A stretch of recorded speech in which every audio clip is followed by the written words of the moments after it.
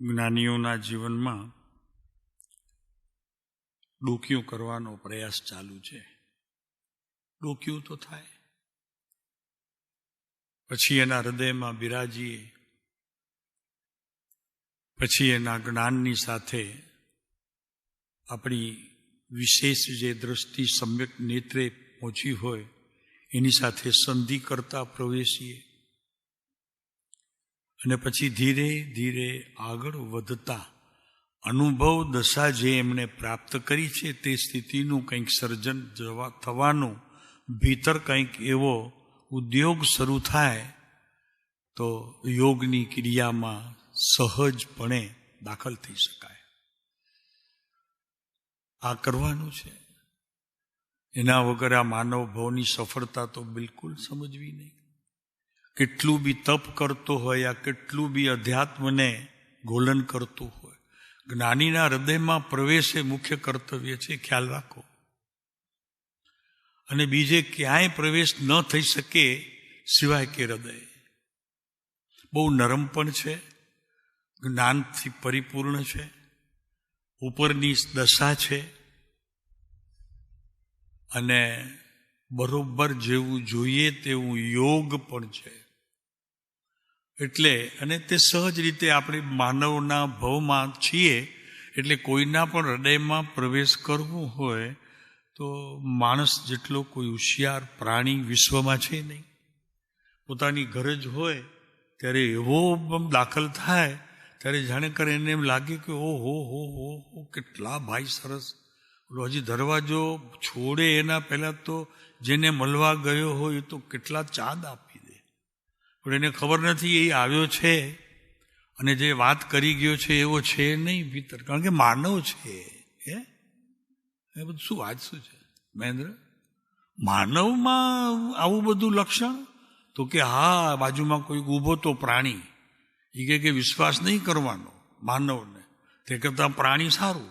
એક વખત વફાદાર થાય તો ખસે નહીં. સિંહ જેવો સિંહ પણ એક વખત તમે એમને જંગલમાં ક્યાંય પણ દુઃખદ ઘટના પ્રસંગે તમે એની સારવાર કરી હોય, પછી સારાય જંગલમાં નહીં બીજાના જંગલમાં પણ ફરતા હો, તમારી તકલીફ દૂર કરવા એ આવે અને પ્રેમપૂર્વક નહીં ઓલાને વગાડીને તમને ઘરે પહોંચાડીને પાછો પાણીની આશા વગર જતો રહે.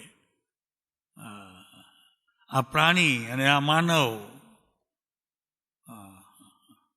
હું માનવ છું?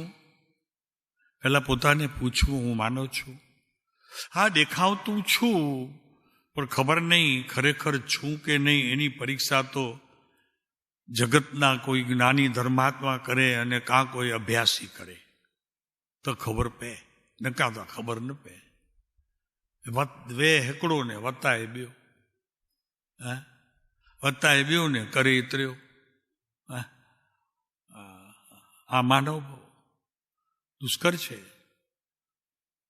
પ્રાણીને ઉચ્ચકુટીનો કીધો છે, માનવની બાજુમાં બેસાડે તો પ્રાણીને. કૂતરો વફાદાર થઈ શકશે કદી પણ વફાદાર વગર એનું જીવન હોતું નથી. જેને એને એક ટુકડો પણ આપ્યો છે, ઘરની બહાર જે સૂવે છે એની પણ વફાદારીની શું વાત કરતી. માનવ એટલો વફાદાર નથી. ક્ષમા કરજો, આપણે બધા માનવ જ છીએ, પણ ક્યાંક તો ચૂકીએ તો જરૂર છીએ. નહીંતર માનવપણું મળ્યું. આ પુરુષનો યોગ થયો, જ્ઞાની પુરુષનો એક એક રોમે રોમે. અને કાંઈ મારા પરિણામની અંદર કાંઈક પણ જો ફેર ન થયો હોય તો મને પૂછવું, પોતાને પૂછવું. ચાલો એની વાત કરશું આગળ. આપણે ચાલે છે પ્રકરણ પરમ કૃપાળુ દેવનો જીવન મુક્ત દશા અને એનો અમૃત અનુભવ.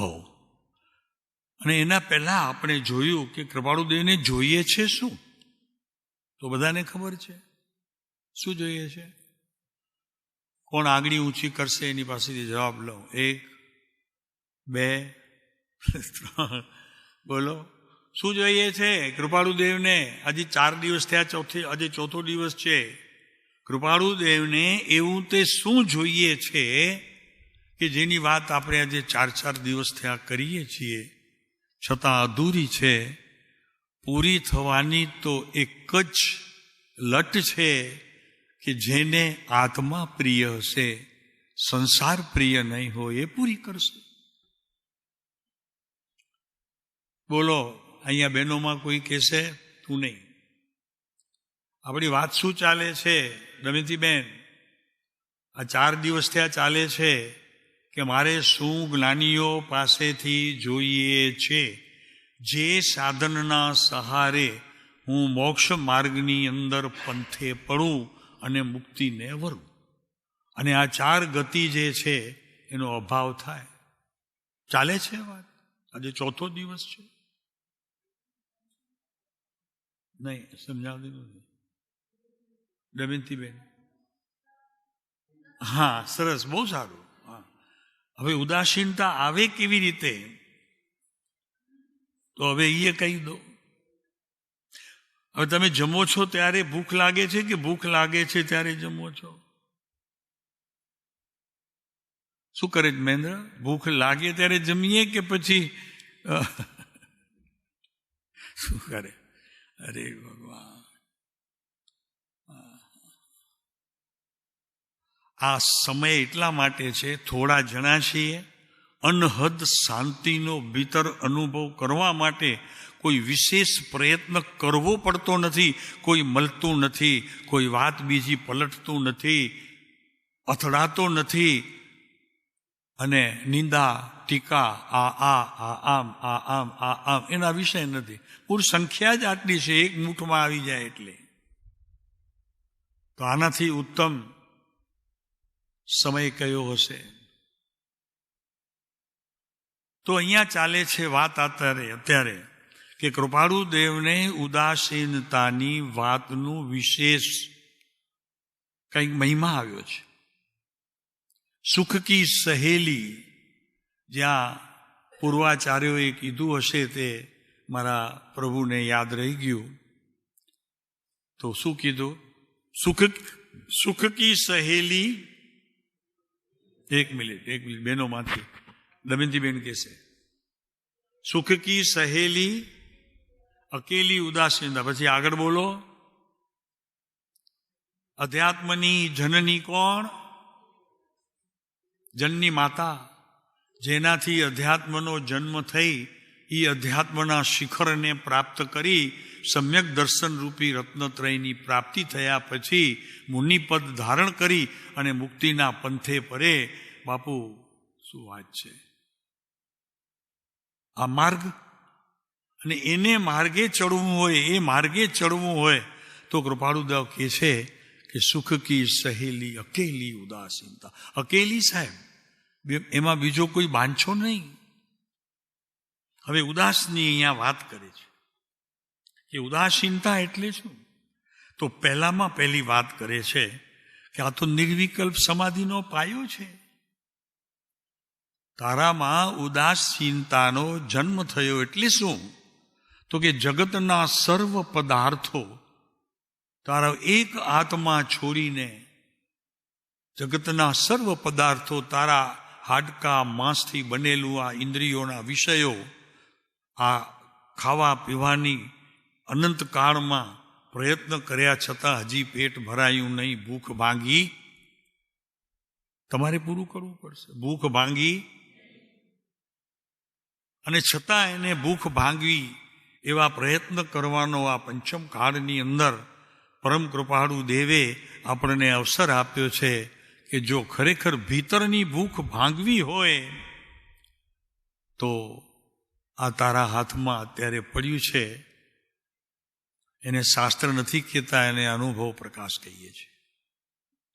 અનુભવ પ્રકાશ જેમાંથી નીતરતો મળી રહે, પોતાના જીવન દરમિયાન એવા પ્રયોગો કરીને આપણી સમક્ષ પોતે ઊભા રહ્યા છે. બાપુ, એનાથી બીજું ઉત્તમ શાસ્ત્ર કયું હોય તો જરાક નામ આપજો. પણ આપણે તો એ સારું છે કે કોઈ શાસ્ત્રના નામ બી આવડતા નથી. કોણ પાકા કરે આપણે માથા? આપણે તો આત્મ ભાવના ભાવતા જીવ લહી કેવળ જ્ઞાન. બસ વાત થઈ પૂરી. પ્રવચન સાંભળ્યું ને કંઈ આડું અવડું થોડુંક બીજું કંઈક કર્યું.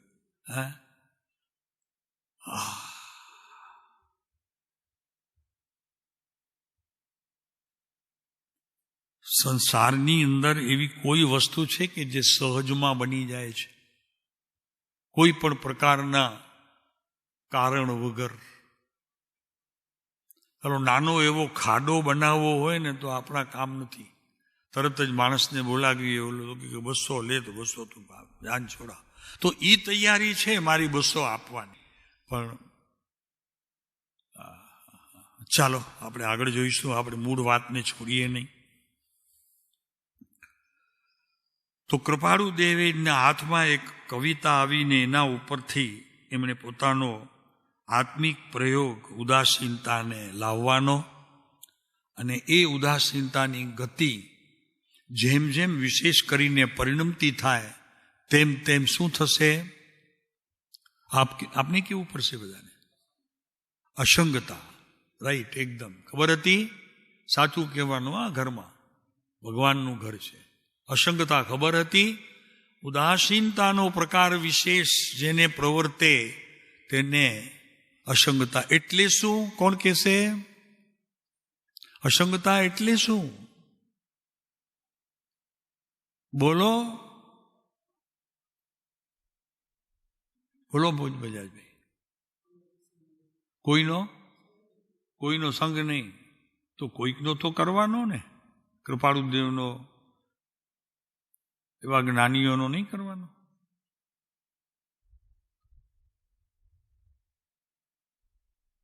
ભાઈ, અસંગતાનો અર્થ જ એ છે. ઉત્કૃષ્ટ અર્થની જો વાત કરીએ તો તું અને તારો આત્મા પ્રભુ, બસ. બે વસ્તુ સિવાય ત્રીજી વસ્તુની હાજરી ન હોય. છતાં અહીંયા કૃપાળુ દેવ ઉત્કૃષ્ટ સાધનની વાત લઈને આપણી પાસે કરે છે કે એવા અસંગપણાને પ્રાપ્ત કરવા માટે ઉત્કૃષ્ટ સાધન કયું? આજે 3-4 દિવસથી આ વિષય ચાલે છે અને કીધું છે ચાલશે તો કોઈને અભ્યાસ કર્યા પછી, વાંચ્યા પછી ઘરે કોઈને નજરે ચડ્યું? એટલે હું પરીક્ષા નથી કરતો તમારી, પણ ઘરે શું કરો છો ખબર પડવી જોઈએ. જી, વૈરાગ્યની ઉપસન સારી વાત છે, પણ અહીંયા એ શબ્દ જોઈએ છે કે જે કૃપાળુ દેવે આમાં મૂક્યું છે.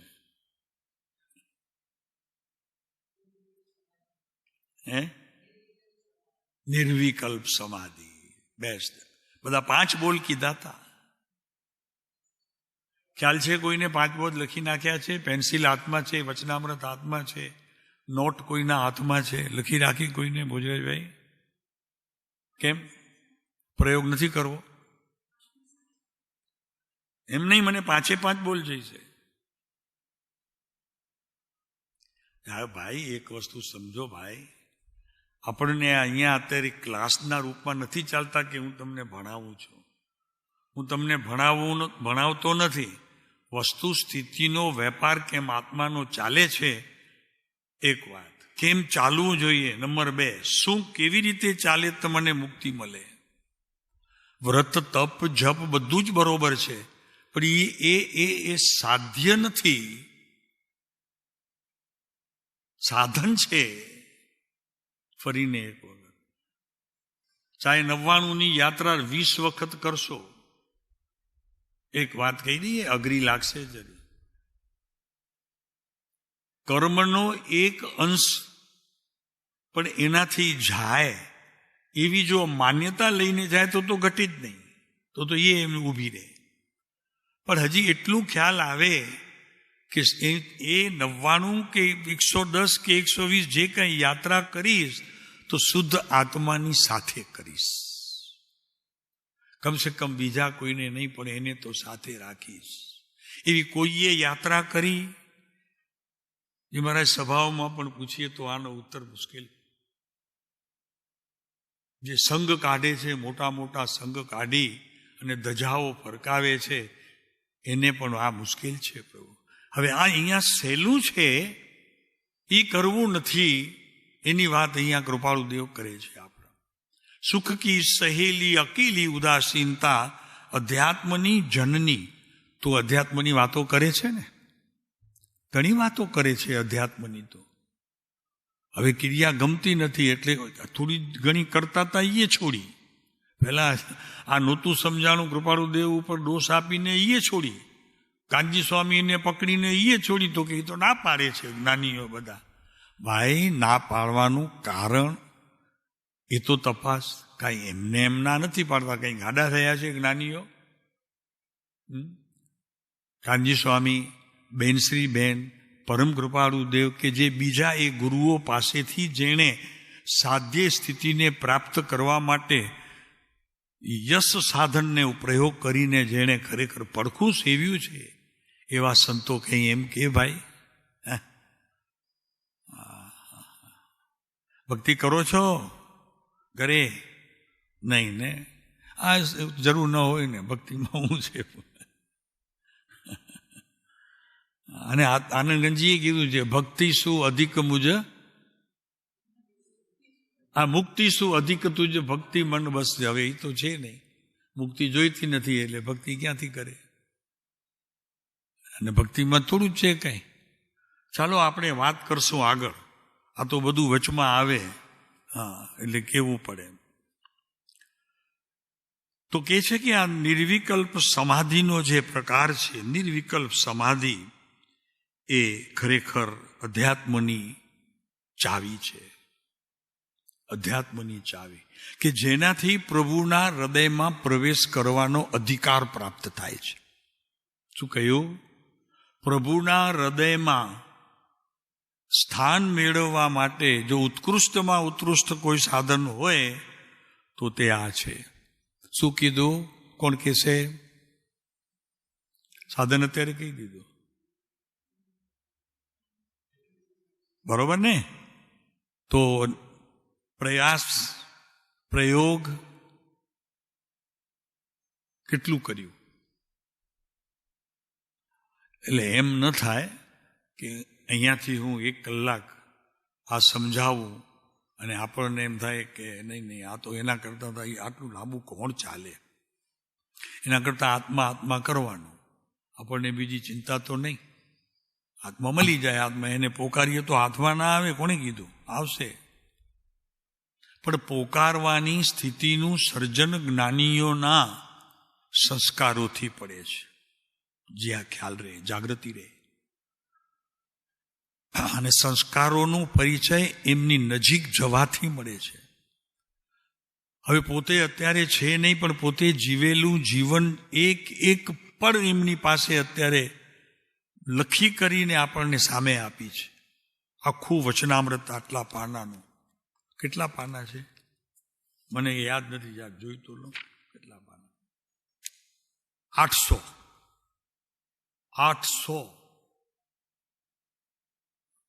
એક વર્ષમાં 365 અને બીજા વર્ષમાં પૂરા. પછી 100-200 રહે તો ઠીક છે, તો ચાપાણી પીતા કાઢી નાખવાના.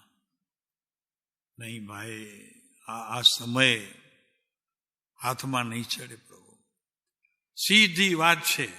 જો અધ્યાત્મનો એક છેડો પણ હાથમાં ના આવ્યો તો તિર્યંચમાં જન્મ છે, સમજી લેવાનો. તિર્યંચ.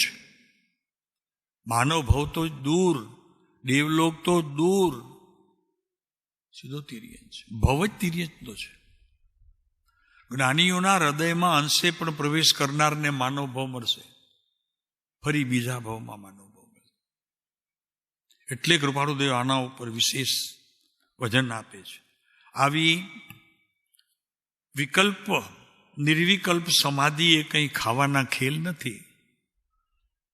આ નિર્વિકલ્પ સમાધિ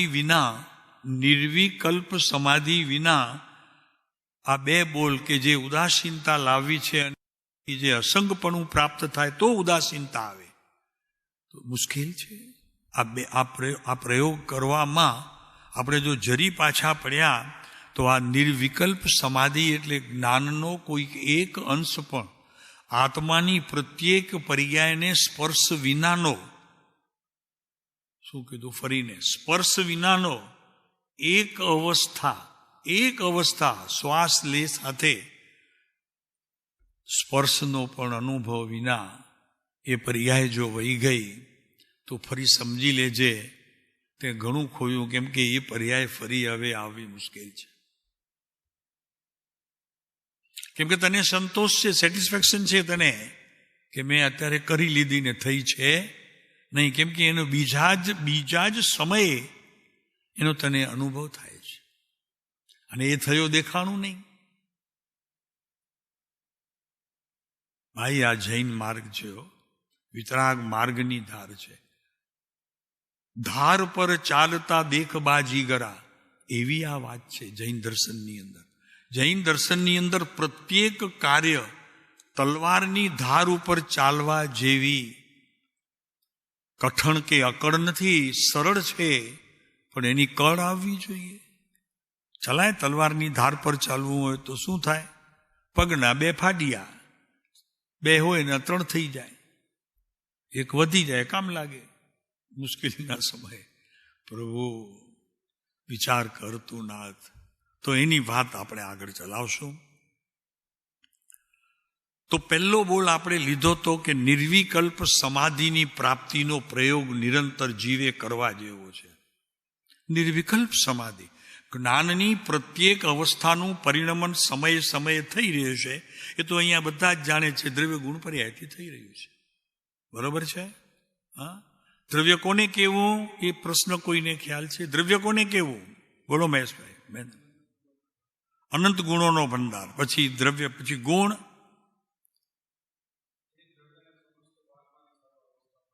હા, પછી પર્યાય, હા. એટલે એક સમયની અવસ્થા. હવે એમાં અત્યારે કોની પકડ થઈ આપણને? ત્રણે આવી ગયા હાથમાં. ધન્ય હો પ્રભુ, ધન્ય. નહીં એમ ઢીલો પડી ગયો આટલી વારમાં. ચાલો આપણે પ્રભુની નજીક જવાનો પ્રયત્ન ચાલુ તો રાખીએ. પ્રભુ જેટલે સુધી પહોંચીએ તેટલે સુધી. પણ પુરુષાર્થ નહીં કરો તો ઘરથી બહાર જ કાઢવામાં આવશે તમને, નક્કી છે. તમારા ઘરની બહાર તમારી સમજી જાઓ, એ લાંબા નહીં લઈ જાય. આમાં તો હવે શરીરની કોઈની તાકાત નથી, ગાડી આવશે લઈ જશે. પણ ભલે મારા ઘરમાંથી મારે કાઢો છો, કંઈક તો સાથે લાવો. તો કે આપ્યું છે બધું, લઈ જવા જેવું તો આપ્યું છે. હા હા હા હા, બધું જ આપ્યું છે તને. જેટલું જોઈએ તેટલું બધું જ આપી દીધું છે. પણ દેખાતું કાંઈ નથી. તો કે દેખાય તો બીજા રસ્તામાં ઘણા બધા આવશે, આવા બધા મારા જેવા, લઈ જશે. વળી ગુપ્ત આપ્યું છે. કરે પ્રભુ ચિંતા. અને ખરેખર ચિંતા કરવી નહીં. ચિંતા છે ચતુરાઈ ઘટીને સેસે ઘટે શરીર. હા, બહુ શોષ કરવો નહીં, ને તો શરીર ઘટશે. ચિંતા છે ચતુરાઈ ઘટે. પછી દ્રવ્ય ગુણ પર એની વાત કોણ કરશે? હા, ચિંતામાં ને ચિંતામાં ડૂબળો પડી જશે, મગજ કામ નહીં કરે. ભાઈ, એની વાત તોડવા માટે તો કે એકલો તું કાંઈ કરી શકે એવી જો સૃષ્ટિનું સર્જન હોત, સૃષ્ટિનું તારું સર્જન એવું હોત તો પ્રભુ અનંત વાર તું સમોષણમાંથી, જ્ઞાનીઓ કહે છે, મને ખબર નથી, જ્ઞાનીઓ કહે છે કે અનંત વાર તું સમોષણમાંથી ખાલી હાથે પાછો આવ્યો છે. જેવો ગયો તેવો પાછો. બરોબર છે જી મહારાજ? જેવો ગયો, જ્ઞાનીઓની વાત છે કે અનંત વાર તું સમોષણમાં ગઈને પાછો આવ્યો છે ભગવાનને સાંભળવા. રથમાં બેસીને, ત્યાં ગાડી ન હોય, રથ હોય. 4 ઘોડાનું હોય, 6 ઘોડાની હોય, 2 ઘોડાની હોય. એ ખબર નહીં કેવી રીતે, ઓછા ઘોડા કેમ, વધુ કેમ, એ બધું ખ્યાલ આપણને. શા માટે મહેન્દ્ર? ઓછા ઘોડા કેમ, વધુ ઘોડા કેમ? નથી ખબર. કોને ખબર છે? હે? પુણ્ય તત્વ પ્રભુ ત્યાં ઊભું છે. અત્યારે 2 ગાડી 4 ગાડીવાળા હોય ને 1 ગાડીવાળા ન હોય, આવું બધું હોય. અને છતાં એ પહોંચે અને એ લઈને આવે, ઓલા ખોઈને આવે. કારણ કે જે સ્થિતિનું સર્જન થવું જોઈએ, ગુણ ખબર છે આત્માના, પણ મને તે સમયે પર્યાયમાંથી એનો અનુભવ થાય તો પર્યાયમાં અનંત ગુણમાંથી કોઈ એક ગુણનો જ્ઞાનીઓએ કરેલો અંશ મને ખ્યાલમાં આવ્યો. એની સાથે સંગતિ કરી. ભાઈ આ તો આપણે વ્રત તપ જપ તો ઘણા કર્યા, પણ આ વસ્તુ સાંભળવામાં અત્યારે આવી.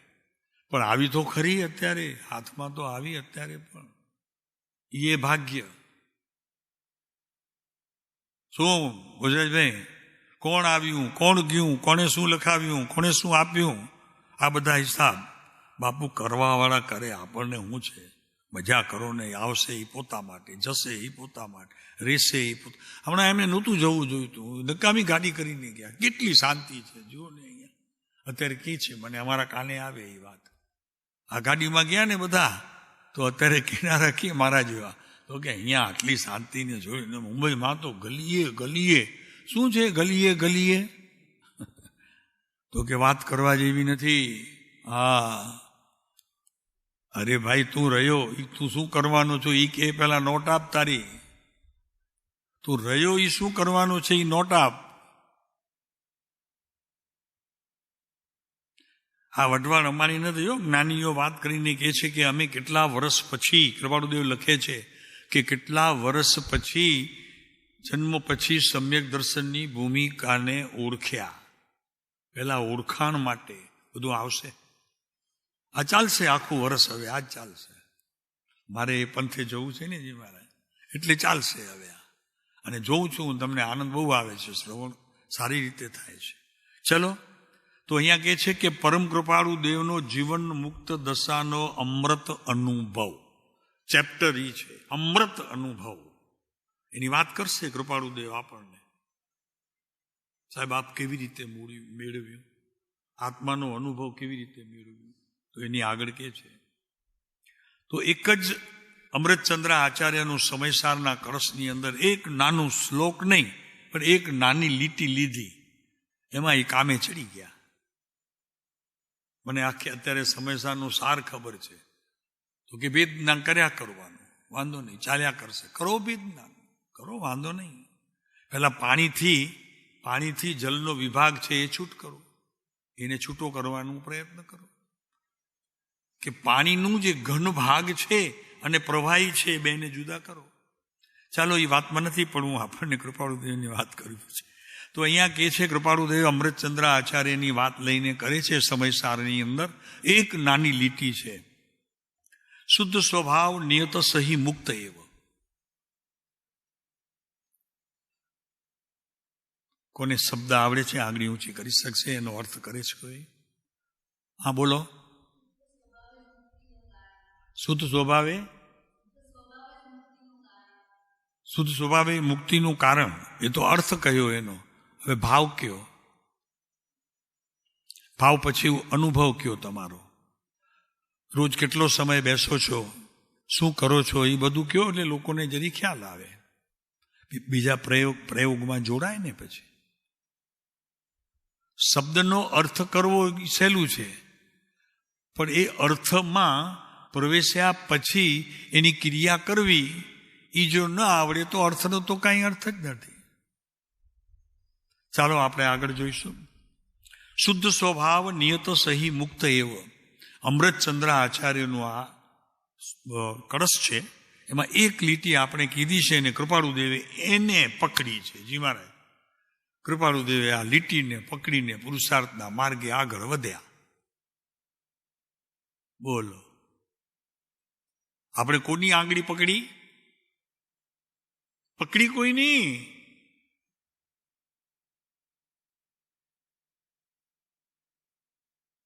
સાહેબ આ તો એકલાનો માર્ગ છે ને. બીજો ભેગો કોણ હસ્યું? બીજો ભેગો હોય તો બે બગડે, 3 ભેગા થાય તો તગડે કોઈ એકને. અરે ભાઈ શું કરે છે તું?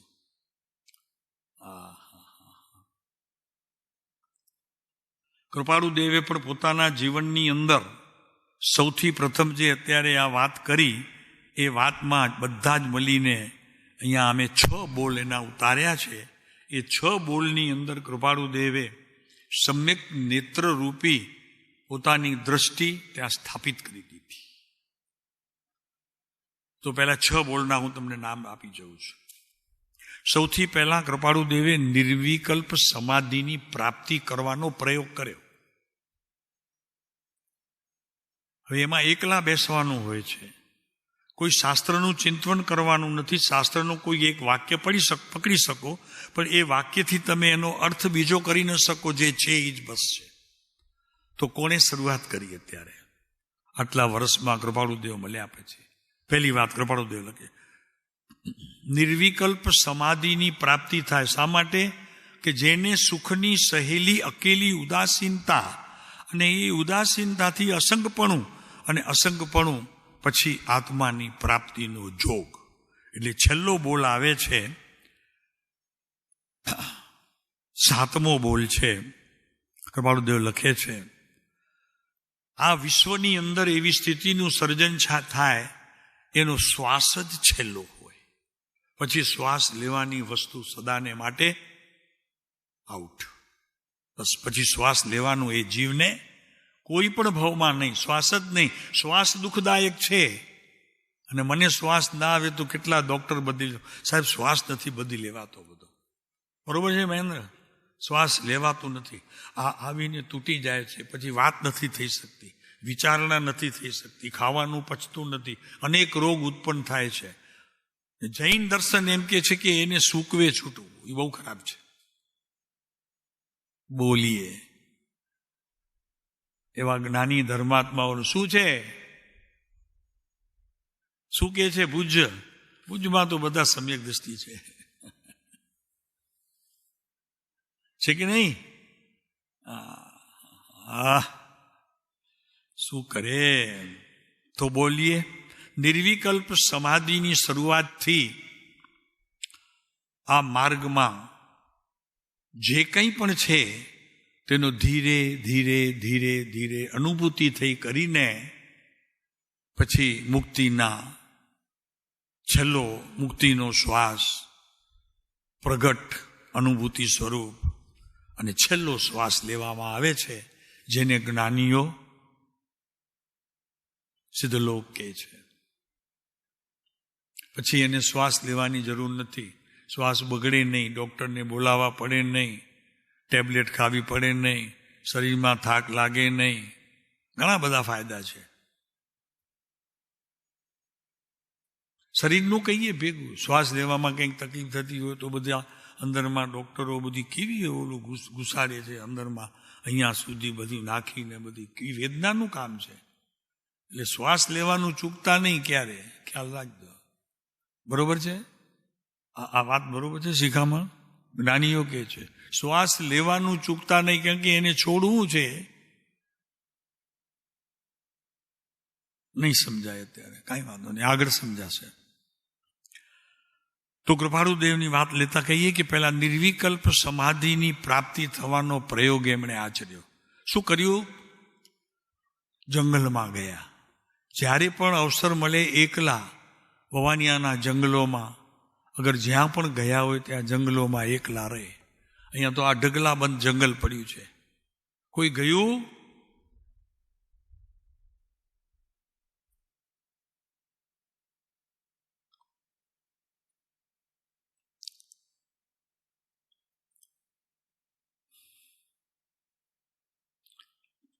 આ નિર્વિકલ્પ સમાધિ, આ ન સમાધિ કે શુદ્ધ સ્વભાવ નિયત સહી મુક્ત, તો એને મેળવવા માટે ખાંડાના ખેલ છે. કૃપાળુદેવ લખે છે ખાંડાના ખેલ છે કે તું જરીક કંઈક બોલતા થઈ ગયો અને તને આત્મદર્શન થઈ ગયું. હવે આગળ ખાંડાના ખેલ છે, તો પછી ગૃહવાસ રહ્યા છતાં આવી નિર્વિકલ્પ સમાધિ કેમ આવતી નથી? કે વિચાર કરું છું આત્માનો અને પહોંચી જાઉં છું મુંબઈ. તે મુંબઈમાં ક્યાં છેલ્લો જ્યારે નીકળ્યું તો ત્યારે જ્યાં ભોજન લીધું હતું એવી હોટલ સરસ મજાની હતી, ત્યાં જઈને હું જમી પણ આવું છું. આવો વિકલ્પ.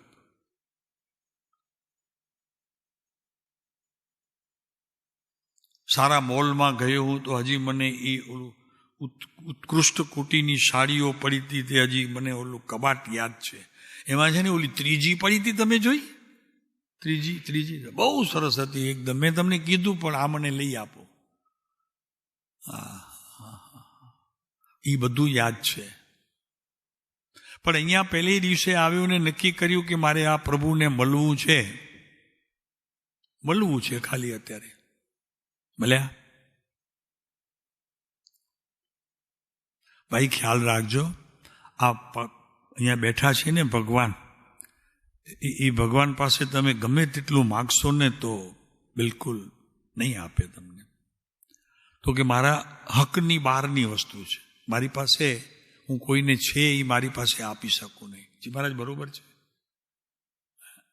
હા, તમને એટલું કરી શકું કે એના રસ્તા બતાડી શકું, તમારે જો જાણવા હોય તો, કે હું કેમ પહોંચ્યો છું. તો ચાલો આપણે આગળ જોઈશું. તો કૃપાળુદેવ લખે છે કે નિર્વિકલ્પ સમાધિ પ્રાપ્ત થઈ ગયા પછી આ દ્રવ્ય ગુણ પર્યાયની સાચી રમત એ મને મારા જ્ઞાનમાં આવે છે.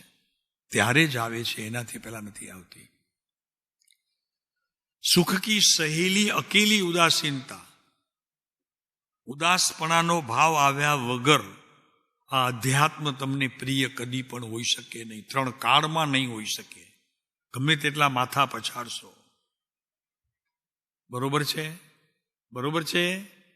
અમે સાચું કહીએ છીએ? નવકાર બોલાશે, નમો થોડું અરિયંતાણંગ ભગવંતાણંગ બોલાશે, પણ એના અર્થમાંથી જે કંઈ વ્યવસ્થા હતી એ મને નહીં સમજાય. આવું તો અનંતવાર કર્યું છે. તો કે છે કૃપાળુદેવ, નિર્વિકલ્પ સમાધિની પ્રાપ્તિ જો અમને ખરેખર અધ્યાત્મની જનની અકેલી ઉદાસીનતા, સુખ કી સહેલી અકેલી ઉદાસીનતા, અને એનાથી અસંગતાની પ્રાપ્તિ થઈ, જગતનામાં કોઈ પદાર્થ મારો નથી. અને પછી લખે છે કૃપાળુદેવ કે આવી નિર્વિકલ્પ સમાધિ એ કંઈ ખાવાના ખેલ નથી, ખાંડાના ખેલ છે. તો પછી ગ્રહવાસમાં રહ્યા છતાં આવી નિર્વિકલ્પ સમાધિ કેમ સંભવે? તો તેનો ઉત્તર એ છે કે જે યોગથી ઉપયોગને વિવિક્ત કરી વિમુક્ત વર્તે તેને તેવું સુલભ થાય. આ કારણ આપ્યું. તો કે હવે શું કરવું જોઈએ તમારે? એનું કારણ આવ્યું. શું કરવું જોઈએ? તો કે ખાડાના ખેલ છે કઈ? હા, એ ત્યાં શું છે ખાડાના ખેલમાં? આમ કેવી રીતે આવે છે દ્રષ્ટાંત? તલવાર, હા, એના ખેલ. ઓ બાપા, એટલે એની ઓલી, હા, જાલ પર. પણ આમ મ્યાનસે લડવાનું એમ કે છે ખાંડાની ગાદ ઉપર? તો નહીં ને. હા, ખાંડાની તલવારથી પણ લડવું કાંઈ, એ તો સામે આવે તો ઓલાને કાપી પણ નાખે છે, પણ એ કાપવા પહેલા પોતે કપાઈ જાય, ખબર ન હોય તો. હા, એને ચાલાવવાની કળ ન હોય તો પોતે કપાઈ જાય એમ. તો કે છે આવી નિર્વિકલ્પ સમાધિ એ કંઈ ખાવાના ખેલ નથી ભાઈ, ખાંડાના ખેલ છે. તો પછી ગ્રહવાસમાં રહ્યા છતાં આવી નિર્વિકલ્પ સમાધિ કેમ સંભવે? કૃપાળુદેવે પોતે પ્રશ્ન કરીને હવે ઉત્તર આપે છે. કૃપાળુદેવ પોતે લખે છે કે આ ખાંડાના ધાર જેવું જવાની વાતમાં હવે પછી આ ખરેખર ગ્રહવાસ છે. સવાર ઉઠીને કોને ખબર કેટલી ચીજો ઘરમાં લાવવી હોય, કેટલાના ફોન આવ્યા હોય, કોઈને કાંઈ કહી દીધું હોય, શેર વેચ્યા હોય, લેવાના હોય, અને એના પાછા કાગળિયા તૈયાર કરવાના હોય. આમાંથી નવરો થાઉં ત્યારે આમાં પડું ને, ને ઓલામાં તો નવરું થાવું જ નહીં, કારણ કે ઓલું કામ કર્યા વગર પાછું વળી ક્યાંક લોસ થઈ જઈએ તો ગડબડ થાય. એટલે કે છે અહીંયા ખાંડાના ખેલ છે. તો પછી ગ્રહવાસમાં રહ્યા છતાં આવી નિર્વિકલ્પ સમાધિ કેમ સંભવે? તેનો ઉત્તર એ છે કે યોગથી ઉપયોગને વિવિક્ત કરી વિવિક્ત વર્તે છે, એટલે કે વિમુક્ત વર્તે છે. એક તો એ વિમુક્ત વર્તે છે, જગતના પદાર્થો જવા દો, અહીંયા તો પોતાની પાસે જે ઇન્દ્રિયોનો વેપાર છે એનાથી વિમુક્ત છે. એને પૂછવું જોઈએ. બોલીએ. કુછ તો કહીએ. 5 ઇન્દ્રિયોના વિષયથી હું પરિપૂર્ણ માનવ છું. એમાં આ 5 ઇન્દ્રિયો મારી પાસેથી જે માંગે છે તે આપું છું. દુષ્ટ હોય, પરિણામ સારા ન હોય, જગતમાં નિંદનીય હોય તે પણ આપું છું. ક્વેશ્ચન: જો હું આપું છું તો પહેલા તો એ વાત છે કે હું જૈન કુળમાં જ જન્મ્યો નથી. આકરું છે ભાઈ. વિવિક્ત અને વિમુક્ત. વિવિક્ત એટલે પહેલા પોતાના દ્રષ્ટિના ઓજલ તળેથી પર પદાર્થોની સાથે જ્ઞાનથી એકતા તોડવી, અને વિમુક્ત પછી એ વસ્તુઓનો ત્યાગ કરી દેવો. પહેલા દ્રષ્ટિમાંથી જાય એટલે જ્ઞાનમાંથી જાય. જ્ઞાનમાંથી સમ્યક નેત્ર પ્રાપ્ત થતા આ મારું નથી જ, ચાહે તે ડાયમંડ હોય 20,000નું કે 2 લાખનું, મારું નથી એવો નિર્ણય થાય. વિવિક્ત. સાલું, આ તો આકરું પડે સાહેબ. આ તો કૃપાળુદેવના માર્ગમાં ન અવાય આપણાથી. આ પોતે લખે છે.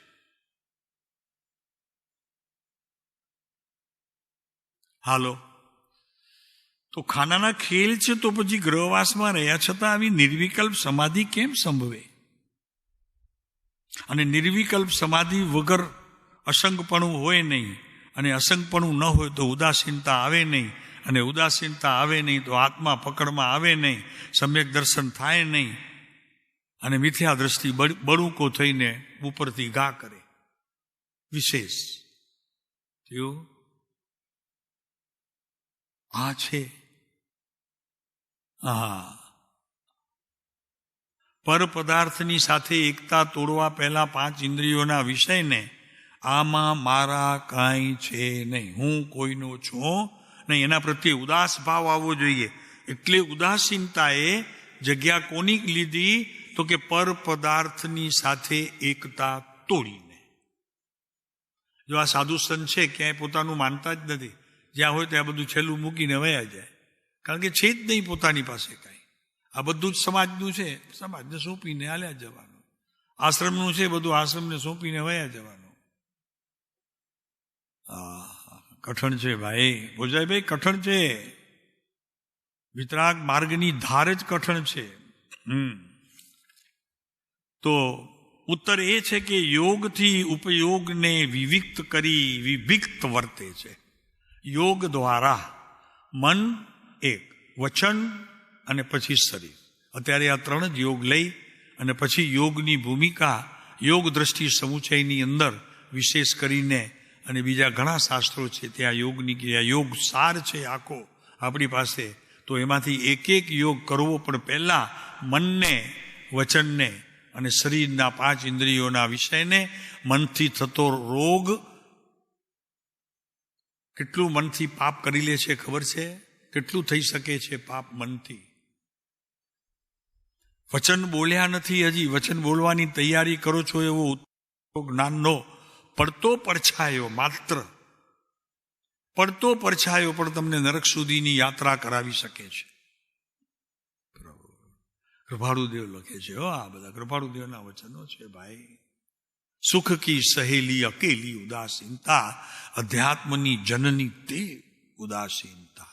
અને ત્યાં સુધી મારો પ્રભુ પહોંચી ગયો છે એની વાત આવશે. પહોંચી ગયો છે ત્યાં. આ બધી જ ક્રિયાઓને આ જીવે પાર કરી નાખી છે. ચાલો, તો નિર્વિકલ્પ સમાધિ કેમ સંભવે? તેનો ઉત્તર એ છે કે યોગથી ઉપયોગને વિવિક્ત કરી અને વિવક્ત કરી શકાય છે. છૂટાપણું કરી શકાય છે. ઇન્દ્રિયોના વિષયોનો ભાર વિવક્ત કરી શકાય છે. શેનાથી? મન, વચન, શરીરથી, પછી આગળ જતા જ્ઞાનથી એ ક્રિયા કરી શકાય છે. જ્ઞાનથી સમજણપૂર્વક એનો અભાવ થઈ શકે છે. એ અવસ્થા, એ પર્યાય, એને અહીંયા જ્ઞાનીઓ પર્યાય કહે છે કે જેનો જન્મ આત્માના કિનારેથી થયો છે. એ પર્યાયની વાત ચાલે છે. એ પર્યાય સુખનું કારણ છે, એ પર્યાય મુક્તિનું કારણ છે, અને એ જ ગુણને નિર્મળ કરવામાં કાર્યકારી હોઈ શકે છે, બીજી નહીં.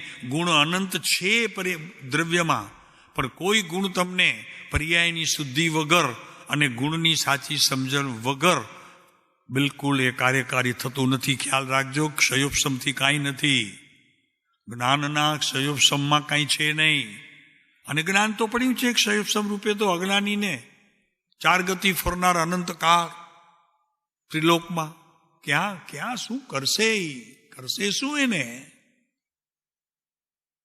જ્ઞાન તો ભર્યું પડ્યું છે, પણ એ અવસ્થામાં આવ્યા પછી એની પાસેથી કેવી રીતે કામ કઢાવવું?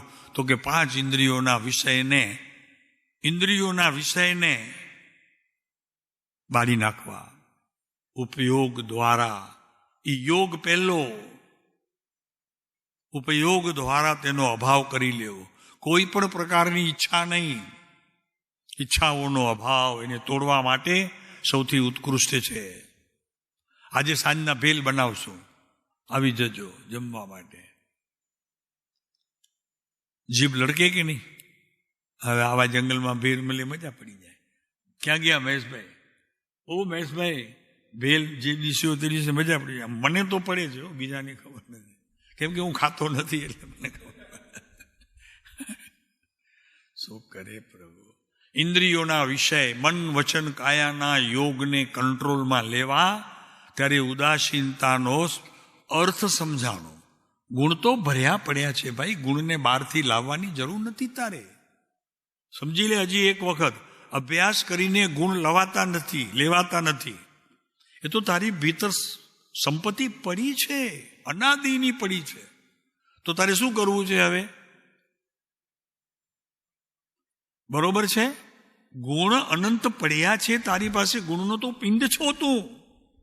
અને એવી નિર્મળ અવસ્થાઓનો જેને પર્યાય કહો છો તમે, સાહેબ, એનાથી હું પરિપૂર્ણ છું.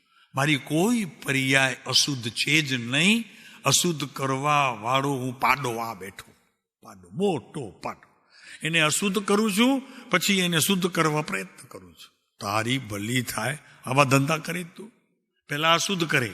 શુદ્ધ છે, અશુદ્ધ છે જ નહીં. તો તારે શું કરવું છે કે પહેલા સાહેબ એને શુદ્ધ કરીશ, પછી ગુણને માણીશ, ત્યારે દ્રવ્ય શુદ્ધ થશે, અને પછી દ્રવ્યની સાથે હું બળી જઈશ. હવે તારી ભલી થાય. શુદ્ધ છે આત્મા, એની અંદર રહેલું પ્રત્યેક ગુણ શુદ્ધ છે. પ્રત્યેક અવસ્થા મારે નથી કેવું, તમે જવાબ આપજો એનો. પ્રભુ એ પણ શુદ્ધ છે. મલિન કરનારા આપણે આવડા મોટા બેઠા અનંતકાળના પરિભ્રમણમાં બાકી શું રાખીએ?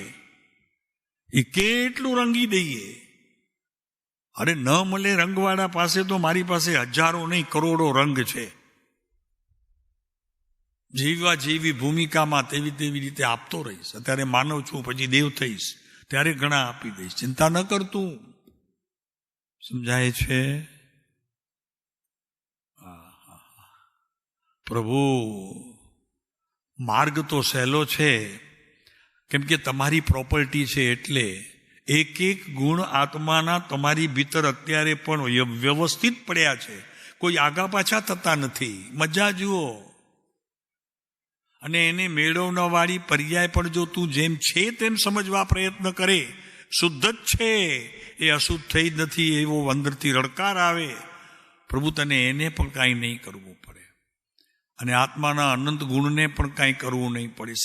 સહેજે પરિણમન થશે એવો યોગ પહેલા ઉત્પન્ન કરવો જોઈએ. યોગ, અને એને ઉપયોગની સાથે એકાગ્રતા કરવું જોઈએ. ઉપયોગી તમારું કર્તવ્ય છે, દરેક જીવાત્માનું કર્તવ્ય છે ઉપયોગને સંભાળવું. ઉપયોગ એટલે જે સમયે આત્મા પરિણમે છે તે પરિણમનની દશાને તમારે સંભાળવાનું છે. એ યોગ છે. તો પહેલા અહીંયા કહે છે, જે યોગથી ઉપયોગને વિવિક્ત કરી વિવિક્ત વર્તે છે, વિમુક્ત વર્તે છે, તેને તેમ કરવું સુલભ થાય છે. સુલભ થયું એટલે આત્મા જેમ છે તેમ અનુભવમાં આવ્યો. તે યોગની ક્રિયા તારી સક્સેસ. જા મજા કર. હવે આગળ વધ. ચાલો. તો કે છે તેને તેમ કરવું સુલભ થાય છે. ધાર તલવારની સોહેલી દોહેલી 14માં જીનતણી ચરણ સેવા. આનંદગંજીએ કહ્યું છે. અહીંયા કૃપાળુ દેવે એમને પણ યાદ કરી લીધા, આનંદગંજીને. આપે યાદ કરો છો કે નહીં અહીંયા આવ્યા પછી? કે ખાલી કૃપાળુ દેવને યાદ કરો છો? આનંદગંજીને યાદ કર્યા. આમાં બધું જ છે, આમાં સરસ છે. આખી આ બુકમાં બધું જ. અત્યારે પદ એટલા સુંદર લેવાયા છે. હા, સાહિબ સાંભળો રે, આ નીકળ્યું સાહેબ. સંભવ અરજ અમારી, ભવો ભવ હું ભમ્યો રે, ન લહી સેવા તુમારી. નરક નિગોદ મારે ત્યાં હું બહુ બહુ ભમ્યો, તુમ બીના દુઃખ સયા અહો નિશ ક્રોધે દમદમ્યો. કેટલા સરસ પદો છે અહીંયા મૂક્યા છે. સારું, બહુ સરસ. પદ્મપ્રભુનું કાલે બોલ્યા એમાં એવું જ. સાહેબ એ તો ભક્તિ પૂરી થઈ ને પછી તો કંઈક બોલવાનું ન હોય ને. પૂરી થઈ ગઈ, થઈ પૂરી. તુજ મુજ અંતર ભાજશે વાજશે મંગલ તુર, જીવ સરોવર અતિશય વાદશે વાગશે આનંદ ઘન રસપુર. એ રોજ વાગે છે. કેમ? બરોબર ને? શું ભોજાભાઈ રોજ વાગે છે ને? હા મહેશભાઈ, જીવ સરોવર અતિશય વાદશે રે આનંદ રસપુર. ઓહો,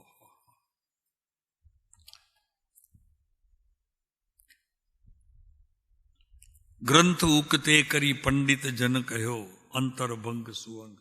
એક એક બોલતા જઈએ એમ થઈ જાય. ઓહો, અહીંયા તો એક જ હજી તો ઓલી કડી મૂકી છે, એમાં તો કેટલું બધું મૂકી દીધું છે. બીજી કડીમાં એમાં આવ્યું દેહાભિમાન ગલિતે વિજ્ઞાન તે પરમાત્મની. સંસ્કૃતમાં છે, બહુ સુંદર શબ્દ છે. શું લખ્યું? દેહાભિમાન ગલિતે વિજ્ઞાતે પરમાત્મની, યત્ર યત્ર મનોયાત્રી તત્ર તત્ર સમાધય. જેમ જેમ મન વચન કાયાના યોગ, એની પ્રત્યેક ક્રિયા તારા તાબાથી બહાર જતી નથી ત્યાં સુધી આત્મા તારા હાથમાં છે. મુક્તિના બધા જ મહેલ તારી પાસે આવી ગયા છે હાથમાં. હવે એક એકને નિર્મળ સફાઈ વાળું કરવું છે, એ તારું કાર્ય છે.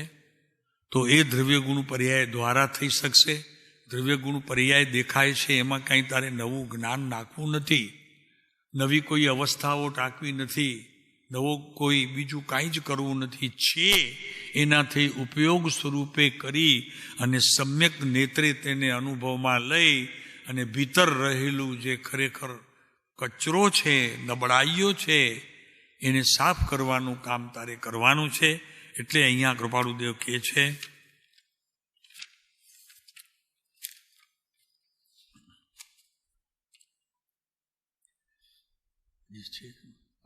નથી. ચલો,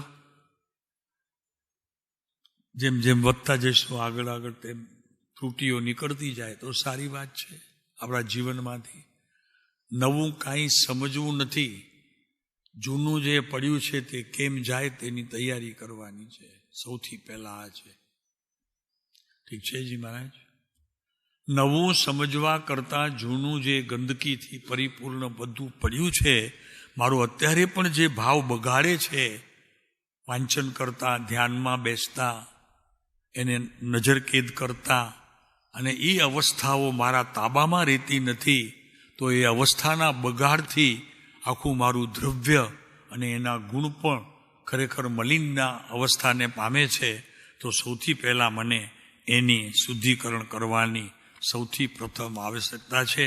એટલે પછી કૃપાળુદેવ લખે છે કે અમારો આ જીવન મુક્ત દશાનો અમૃત અનુભવ તમને ધીરે ધીરે પીરસતા જઈશું.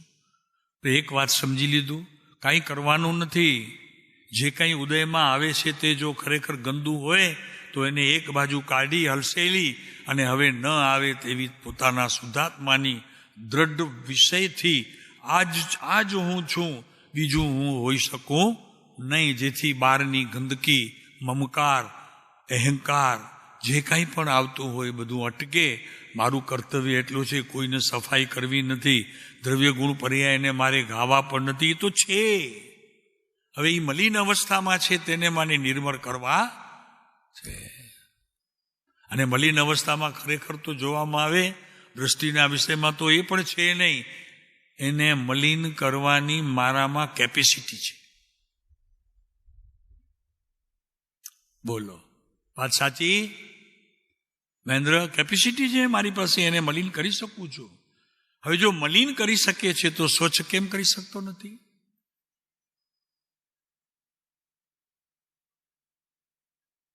એની નિર્મળતાએ તને મુક્તિનો અનુભવ થશે. એને કાંઈ કરવાનું નથી ભાઈ. તમે કેમ દ્રવ્ય ગુણ પર્યાય કરો છો? એને કાંઈ કરવાનું છે જ નહીં. એ નિર્મળ જ છે. અને બીજી એક વાત, નિર્મળ તો છે, પણ એક ખોટ છે. નિર્મળતાની સાથે જોડી નિર્બળ કરી દીધી છે. મેં શું કરી દીધું છે?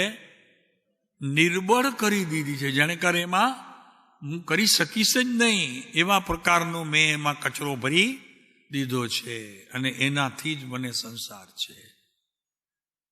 આ નુકસાન કરતો રહ્યો છું. નવું કાંઈ કરવું નથી મહેન્દ્ર, કાંઈ નવું કરવું નથી. દ્રવ્યને શુદ્ધ નથી કરવું, ગુણને જાણવા નથી, અને પર્યાયને કાંઈ શુદ્ધ કરવું નથી, કેમ કે એ અશુદ્ધતાને પામી નથી. હા, એટલી જ વસ્તુ છે. એને શુદ્ધ કરવાની તારી પાસે કળ નથી. બસ એને કારણે તું એને મલિન જાણે છે, અને પછી એમાં ગોટા વળે છે. ઓમ શાંતિ. ચલો, વિશેષ કે છે.